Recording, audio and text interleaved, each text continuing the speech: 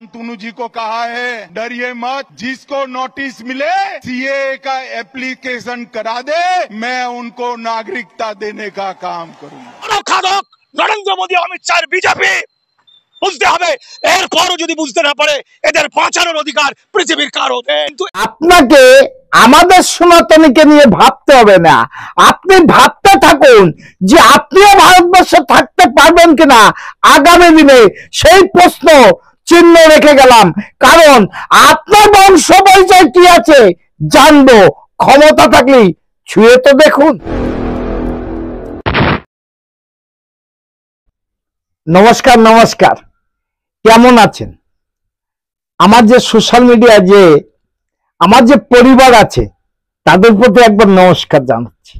কারণ সোশ্যাল মিডিয়ায় ভালোবাসার মানুষ যদি থেকে থাকে তাহলে বোঝা যায় যে সোশ্যাল মিডিয়ায় যারা আমরা পরিবারে যুক্ত হয়েছি এবং নতুন যারা যুক্ত হবেন তাদের উদ্দেশ্যে আমি একটা কথা বলছি, শুনে রাখুন। যে আমি যে ভিডিওগুলো করি সবসময় প্রতিবাদী ভিডিও করি, তাই আমার একটা যুব সমাজ দেশ এবং দেশের বাইরের থেকে যে জনসমর্থন পেয়েছি এবং আগামী দিনে আশা করি পাবো, আজকে আমিও বলবো যে আমার এক আহমক কাকাকে নিয়ে আমি আজকে আপনাদের সঙ্গে কিছু আলোচনা, কিছু ভিডিও সম্মুখে আনতে চলেছি। কারণ এই আহমক কাকা জানে না, ইনি তো জানেই না। কারণ প্রধানমন্ত্রীর নামে, স্বরাষ্ট্রমন্ত্রীর নামে যে নরখদক বলে যে প্রশ্ন করে গেল উনি, আর যে ভাষায় কথা বললো, এটা কোনো সভ্য সমাজে মেনে নেওয়া যায় না। তাই ইনার ভাষার পরিবর্তে আমরা প্রতিবাদ জানাচ্ছি সোশ্যাল মিডিয়ায়। কারণ আগামী দিনে আপনিও শুনে রাখুন, আপনার ডানা কেটে দেওয়া হবে, তৈরি থাকেন। চ্যালেঞ্জ করুন। বিজেপির হাত শক্ত করেছে তারা প্রত্যেকেই, বিজেপির বেশিরভাগ বিজেপির নেতা। আজকে এমন একটা অবস্থা হয়েছে,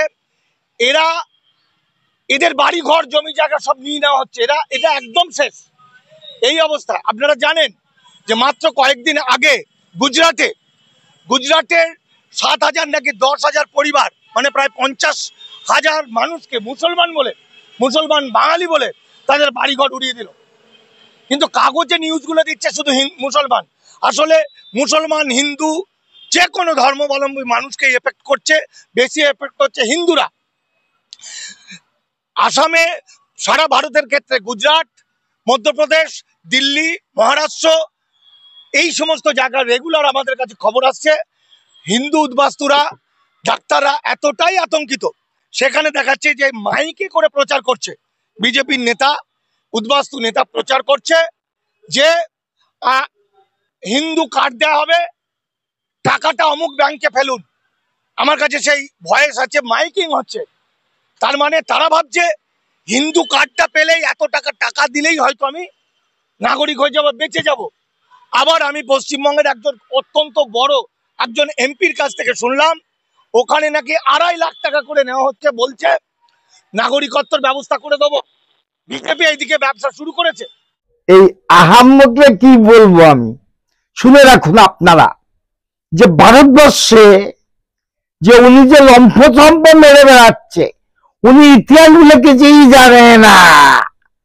কারণ আমি বলবো যে দিল্লির কথা বললো হয়তো বা কোনোদিন গেছে কিনা জানি না, আমি বলে দিচ্ছি কালকাজি, লক্ষ্মীনগর, পেটেলনগর, রূপনগর, চান্দিয়া, গোপিনপুর, এই সমস্ত জায়গায় যে উদ্বস্ত হিন্দু আছে তাদের কোনো অসুবিধা হচ্ছে না।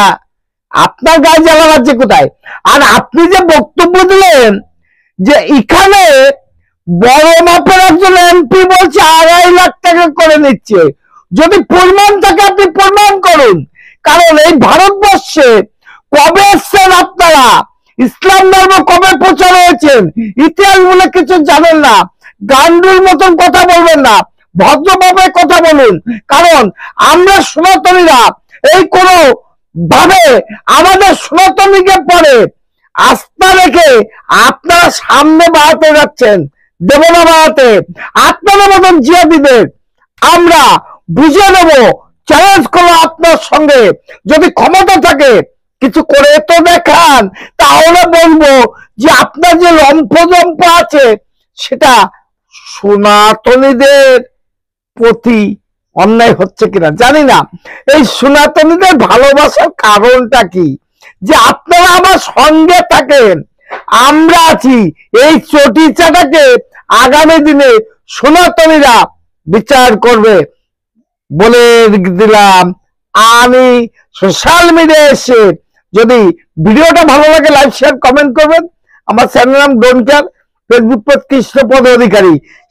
কণ্ঠ আছে যতদিন, প্রতিবাদ করব ততদিন। সাদাকে সাদা বলি, সত্যকে সত্য, এটাই আমার শিখেছে গুরুজন ব্যক্তিরা। নমস্কার। Madam sorry